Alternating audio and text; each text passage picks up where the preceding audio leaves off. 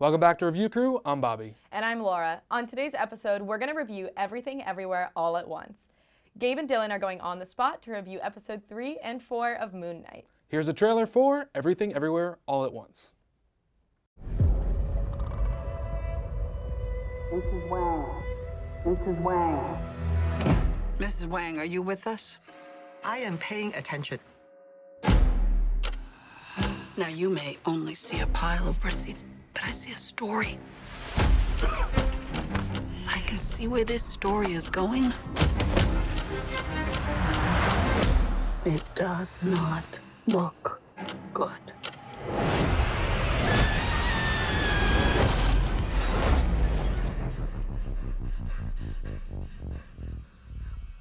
What's happening? Evelyn, I'm not your husband. I'm another version of him from another universe. I'm here because we need your help. Very busy today. No time to help you. Across the multiverse, I've seen thousands of Evelyns. You can access all of their memories, their emotions, even their skills. There's a great evil spreading throughout the many verses. And you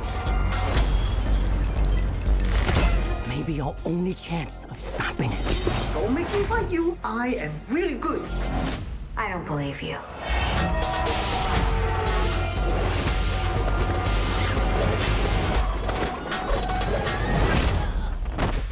Wow, that was really good.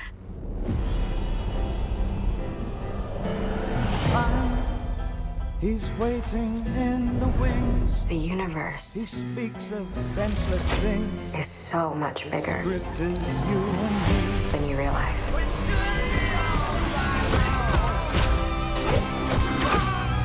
Of all the places I could be, I just want to be here with you. Remember our mission. Consider the fate of every single world of our infinite multiverse. There is no way I am the Evelyn you are looking for. Every rejection, every disappointment has led you here. To this moment. Don't let anything distract you from it.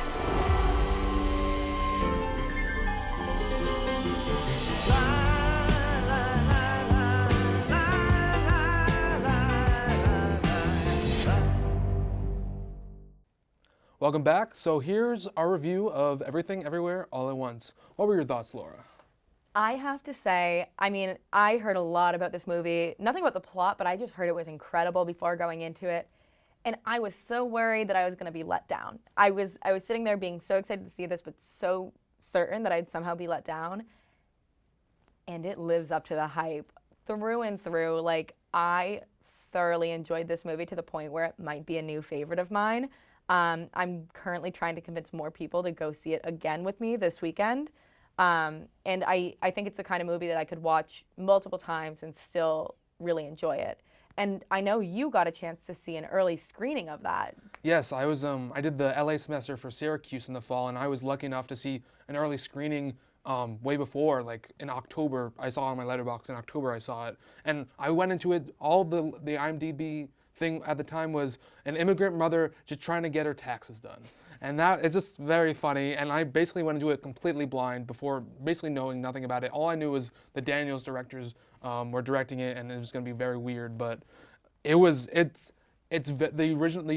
preview cut that I saw in October is very similar to the new one, but I think they definitely improved upon it. And this film is absolutely fantastic. I agree. It's like one of my favorite new movies. A24, like, knocked it out of the park. I think I haven't actually seen the Daniels' previous film, Swiss Army Man, but I've heard like it's been like pretty controversial with like being really good or some people hating it. But like I think everyone will love this movie no matter what. Like even though like everyone's hyping it up and like there's movies where like oh you don't want to get just too hyped because like what you said you might be disappointed.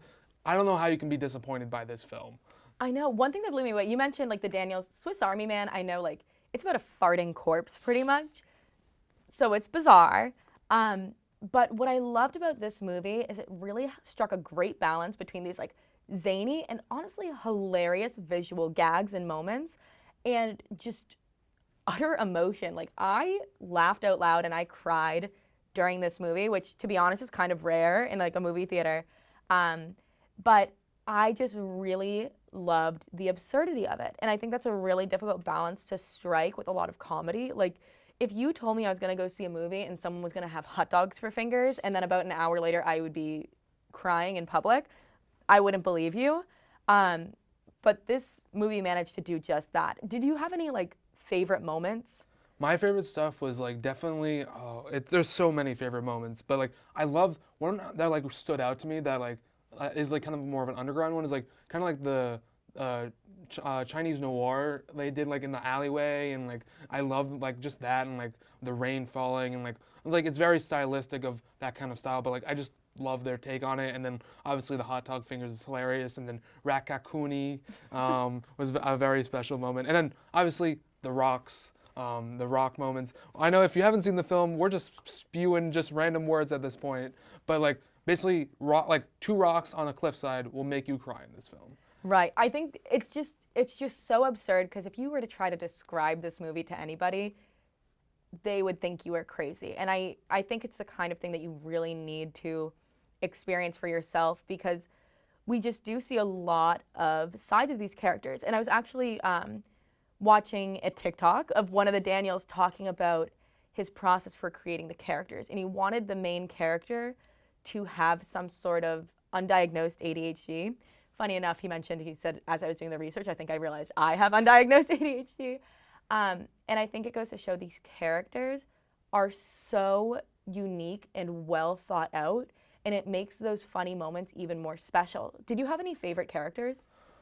Definitely, our main character's husband was definitely my favorite, probably one of my favorite characters. He was originally played Short Round in Indiana Jones. I'm not gonna butcher his name, but he plays Wayman Wang, and he does an amazing job between like switching between the happy-go-lucky husband who's kind of just like a little silly, to like the multiverse versions of himself of like serious and like really cool, and like also like what did you think of the fanny pack scene?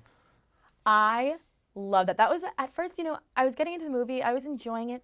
The fanny pack scene is what got me into this movie. It's a very elaborate fight sequence, and it's unlike anything I've ever seen in a movie. I mean, it's so typical. We see a lot of these action adventures now, and they have fun fight scenes. This movie, and especially the fanny pack fight scene, so well thought out, so well composed, and I was able to understand the geography of the space. I could understand where everybody was, what the stakes were. And it was just a really creative use of props. And it also is how that character would fight. And I absolutely love that. Another one, I don't know if I'm going to be allowed to say it on TV. There's that one fight scene. With when they're some characters have to shove some things up themselves, and to activate powers for themselves in the movie, and that's a super hilarious scene as well. Oh, it's so just the fight scenes were so unique, and I know it was inspired by a lot of kung fu movies. That was one of their main inspirations, and you can really see that influence. Yeah, I loved how like they blended the mix of like kung fu action with like bizarre, hilarious stuff, and then like the camera work, like I love, there's like with the fanny pack scene, there's a tracking shot of the camera on the fanny pack strap, like twirling around. It's like super, just the camera work, and like, it's not just wide in coverage, it's like they really thought it out, and it's like super elaborate, and like every shot is like very good with all these fight scenes. One of my favorite fight scenes too is with the Pomeranian. Oh.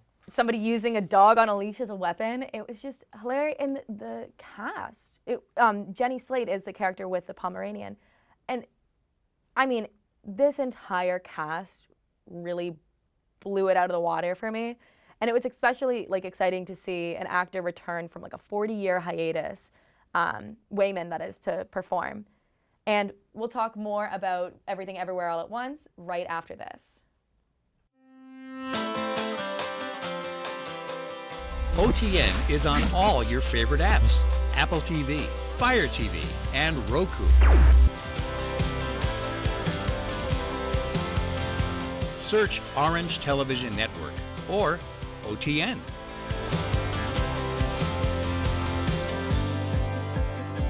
OTN has its best shows, short films, and Citrus TV on demand. Family and friends can watch OTN too. Watch the live stream of OTN to catch live Citrus TV news, live from Studio B, and Mornings on the Hill.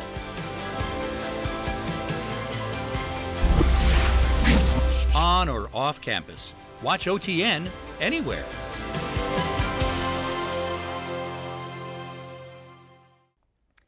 All right, and we're back. So, Bobby, obviously, this is a huge concept story. There's multiverses, there's people switching personalities.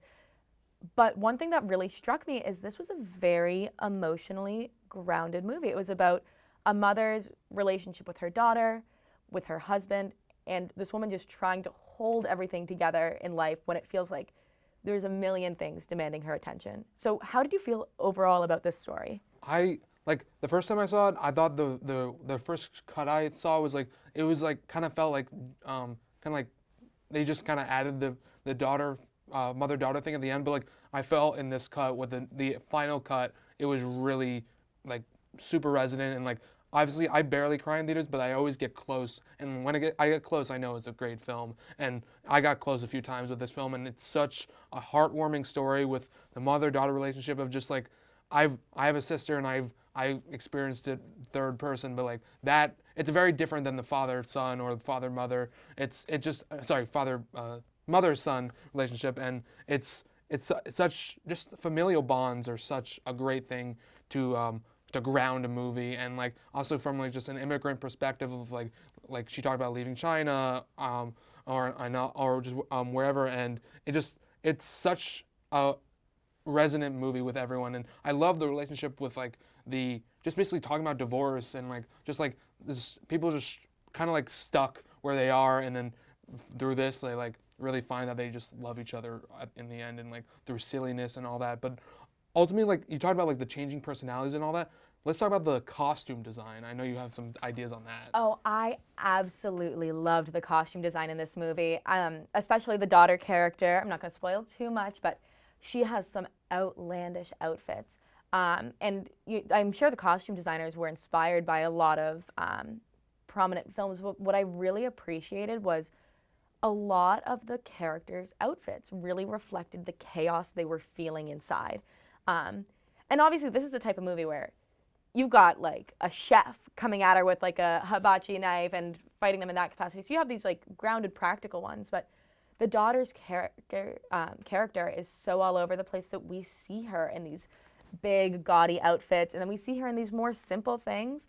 And I just think that this was a production where every single element, from the costumes to the lighting to the cinematography, everything was on the same track to show chaos and to show emotion. And I really appreciated that, because especially any movies about mental health or anything of that capacity, sometimes they really miss the mark. And it can be borderline upsetting to see like a movie that's all about like just be happy, everything's great. And I think the costuming really embraced the chaos that was at the core of this movie.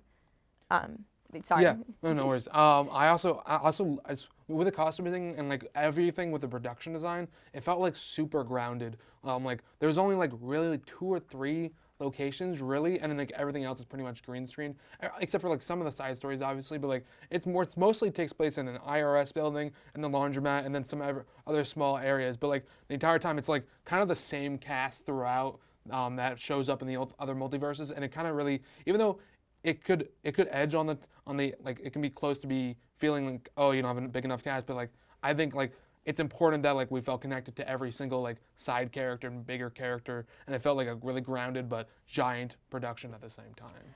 Definitely, and I think it's a balance you have to strike with these multiverse movies, because it's so easy to lose the audience, to make audiences super confused. So I didn't know, were there ever moments you were confused, or do you have any qualms with this movie? Generally, no.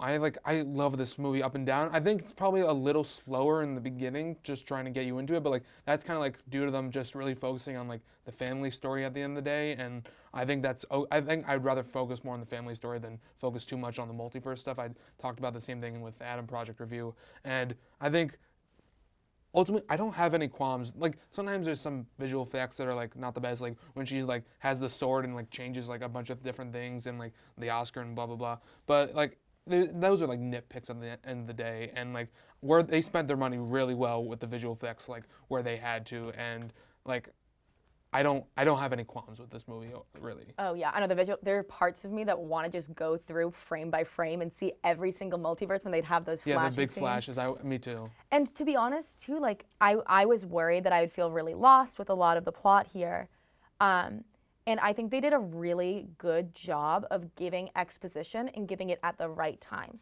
because Wayman's character kind of acts as this point of like reference for a lot of the multiverse. So you know he's explaining to us what the future or what his universe is like, and I think he does it in a way that doesn't overwhelm the audiences, but it also gives you enough information to understand the gravity of everything. Yeah, I thought like I thought they were gonna go the typical like villain route of like with like her daughter. Like I thought we were gonna be they're teasing like she has like a whole big reason why she wants the mother, but it's like all I don't want to spoil it, but like it's like just like a pretty. It's not as like gigantically deep or like maniacal as you'd think it was. It's like she's just trying to like connect with her mother, even though she doesn't want to and doesn't want to admit it. But like overall, what's your final rating? What's your final thoughts? I mean, I've seen it once and I loved it and I want to see it again. It's got to be a 10 for me. I'm not the kind of person that likes to give out 10s, and honestly, giving this a 10, I want to go retroactively take away a point from every single thing that I've reviewed so far. It's like an insult to call it a 10. It's an insult to call it a 10. I want to call it something more, because this movie was an experience, and it's something that I think is going to shape the stories we see for a long time to come. Yeah, this was one of the most creatively fulfilling, creative movies I've ever seen. If you complain about movies not being creative anymore, go see this movie. And I would agree, 10 out of 10. This movie is absolutely fantastic, even better the second time you see it. And I can't wait to watch it again. Can't wait to scrub through it and see all the Easter eggs that I missed. It's absolutely fantastic. All right. Well, that's our review of Everything Everywhere All at Once. If you want to have your mind blown, get to the theater soon. We'll be right back after this. That's all for this week. If you want to follow more Review Crew content, go to the Review Crew Instagram, Twitter, and TikTok, as well as Orange TV Network on Facebook, Twitter, Snapchat, Instagram, and YouTube. Find the Review Q's podcast on Spotify or on our website at orangetvnetwork.syr.edu, where you can also find our blog and more OTN information. Check out this week's screening, hosted by University Union, Venom, Let There Be Carnage. Also, be sure to check out Friday Night Movie Night on OTN. This week's movies are A Star is Born, His Girl Friday, The Three Stooges, Bryless Groom, and Superman 04. See you next week.